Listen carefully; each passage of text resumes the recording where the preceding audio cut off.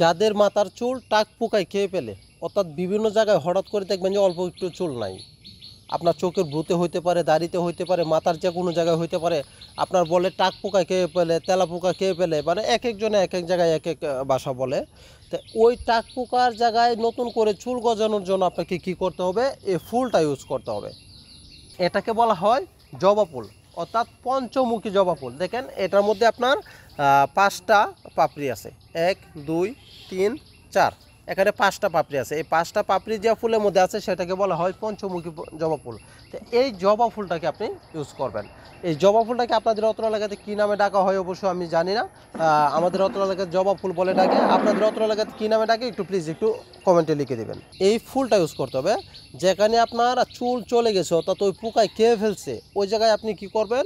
এটা কিন্তু আপনার শুরুতেই করতে হবে। যেমন দেখা যাচ্ছে কি প্রায় মাস এখানে হয়েছে, আপনার এটার চুলগুলি চলে গেছে, অর্থাৎ পোকা খেয়ে ফেলছে, মাস এখানে ভিতরে কিন্তু আপনাকে এটা ইউজ করতে হবে।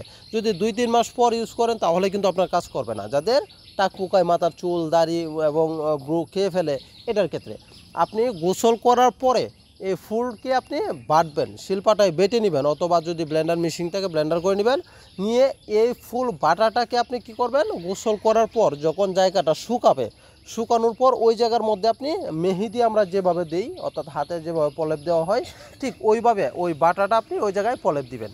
প্রলেপ দিলে কি হবে, ওই যে নতুন যে টাক পোকায় যে খেয়ে ফেলছে, এখানে যে ভাইরাসগুলি আছে এগুলি ধ্বংস হয়ে যাবে এবং ওই জায়গায় আপনার নতুন করে চুল গজাবে, আবার নতুন করে চুল গজাবে, আগের মতো পূরণ হয়ে যাবে।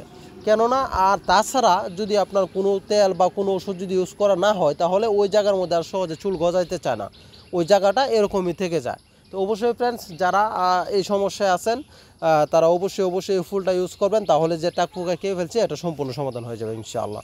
অবশ্যই ফ্রেন্ডস, ভিডিওটি ভালো লেগে থাকলে প্লিজ একটু শেয়ার করে দেবেন, অন্যরাও যেন জানতে পারে।